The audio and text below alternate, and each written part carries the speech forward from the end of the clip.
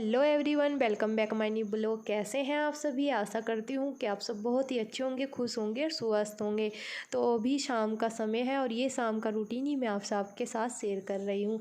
तो अगर आपको अच्छा लगे तो प्लीज़ कमेंट में बताइएगा ज़रूर। तो मुझे बनानी थी आलू टमाटर की सब्ज़ी और आटे को भी मैंने गूँथ कर रख दिया था और आलू भी कट कर लिए थे और टमाटर भी कट कर लिए थे।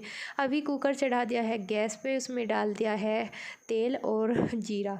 तो जीरा भी भुन गया था। जीरा भुनने के बाद मैंने उसमें टमाटर वगैरह भुने और अभी शाम का जैसा समय था तो मैं सोच रही थी कि जोत भी जला के आ जाती हूँ, लेकिन मैंने सोचा पहले सब्ज़ी बना लेती हूँ, उसके बाद ही मैं जोत जलाऊँगी।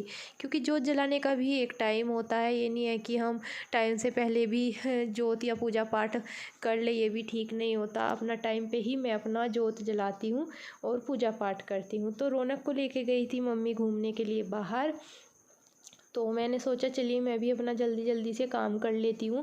क्योंकि रौनक मेरा छोटा बेटा है और वो बहुत ज़्यादा परेशान करता है अगर उसको जिद चढ़ जाती है। और आप सभी को पता भी होगा, जब बच्चे छोटे ज़िद्दी हो जाते हैं तो फिर वो किसी के पास नहीं रुकते, सिर्फ माँ के पास ही आकर चुप होते हैं। तो इसलिए मैंने सोचा, मैं कहा पति देव भी अभी कंपनी से नहीं आए, रोटी तो तभी बना दूँगी जब मेरे पति देव कंपनी से आएंगे, सब्जी बनाकर रख देती हूँ। आटा तो मैंने लगा ही दिया था, तो बस सब्जी ही छोंकने लग रही थी।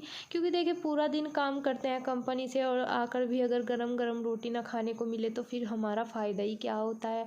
तो इस वजह से मैं जब भी वो आते हैं जब भी रोटी सेकती हूँ उनके लिए सब्जी मैं पहले बना देती हूँ।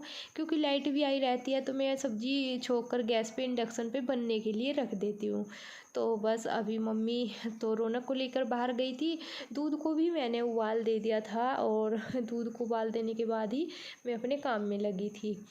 तो जो घर के काम थे, चाय वगैरह वो तो सब पी ली थी, बर्तन वगैरह भी साफ़ कर दिए थे। लेकिन जब सब्ज़ी वगैरह बनाते हैं तो फिर सारे में ना सारा सामान ऐसे ही फैला सा हो जाता है। तो मैं सोची थी, मैंने कहा सब्ज़ी छोंकने के बाद सबसे पहले पूजा करके आऊँ, उसके बाद मैं सारा साफ़ करूँगी। तो बस अब मैं जोत जलाने के लिए आई थी और मैंने माता रानी के आगे माथा टेका। क्योंकि देखिए सबसे पहले माता रानी का नाम ले ले तो हमारे दिन की भी शुरुआत अच्छी होती है और शाम की भी शुरुआत अच्छी होती है। तो अभी 6:45 बज चुके थे, फिर मैं अपना लग गई थी रोटी सेकने के लिए।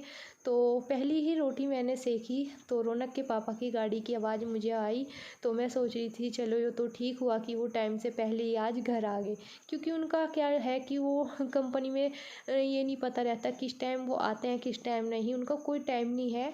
सुबह का भी ऐसा ही है और शाम का आने का टाइम भी उनका ऐसा ही है। तो बस मैंने डिब्बे में से निकाला था घी। क्योंकि हम जब रोटी वगैरह चुपड़ते हैं तो इस तावनी में, यानी कि छोटा सा ये कटोरी साइज का ले रखा है, इसमें घी निकाल लेते हैं। तो इसमें घी ख़त्म हो रहा था तो बस मैंने रोटी चपड़ने के लिए इसमें घी निकाल कर तवे पर रख दिया था पिघलने के लिए। और एक तरफ मैंने हरा धनिया काट के रखा हुआ था, क्योंकि मैंने सब्जी में हरा धनिया अभी तक के नहीं डाला था। सब्जी तो बन गई थी लेकिन सब्जी में हरा धनिया नहीं डाला था। मैं इसलिए नहीं डाला था क्योंकि कुकर में बनी हुई थी गैस, मैंने कहा उसकी गैस पहले निकल जाएगी तो तब जाकर मैं सब्जी में हरा धनिया डालूँगी। तो बस मैं रोटी सेकने लगी थी। और देखिए जब गर्मा गर्म रोटी मिलती है तो एक रोटी फालतू ही खाई जाती है। और हरा धनिया सर्दियों में सब्जियों में तो बहुत ही ज़्यादा अच्छा लगता है, टेस्ट आता है एकदम से। और वैसे देखिए गांव में क्या करते हैं, जिस तरह हरी मिर्च या हरी मिर्च मांग लेते हैं, जैसे सब्जी लेते हैं और तो कह देते हैं कि 2-4 हरी मिर्च भी डाल दो। तो ऐसे ही बहुत सा क्या करते हैं कि हरी धनिया भी कह देते हैं कि भाई मैंने इतनी सब्जी ली है, हरा धनिया डाल दो। तो वैसे तो 12 मास ही रहता है धनिया, लेकिन बहुत सी दफ़ा क्या होता है कि बाज़ार में दिखाई नहीं देता। थोड़ा बाज़ार जैसा दुकान वाले होते हैं ये अलग से रख लेते हैं, क्योंकि धनिया भी महंगा होता है। एक टाइम पे जैसा अभी टमाटर के रेट थोड़ा हाई हो रहे थे तो धनिया भी महंगा हो जाता है और कभी सस्ता हो जाता है। तो सब मूल भाव लगा ही रहता है हर चीज़ों में। तो बस धनिया अब जैसा सर्दी शुरू होने लगी तो धनिया भी आना शुरू हो गया घर में। और अदरक अदरक की चाय भी काफ़ी अच्छी लगती है सर्दियों के टाइम पे।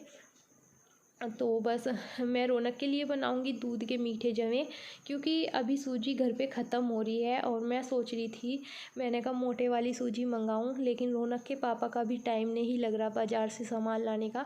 अभी घर का भी थोड़ा सा सामान हमारा ख़त्म हुआ है, जैसा महीने में सामान लेके आते हैं तो उससे हमें बहुत ज़्यादा मतलब कि ये होता है कि बचत भी हो जाती है। महीने में आ जाता तो ये रहता है कि हाँ क्या नाम हमारे घर पे कुछ सामान है, लेकिन अभी सामान ख़त्म हुआ है। है।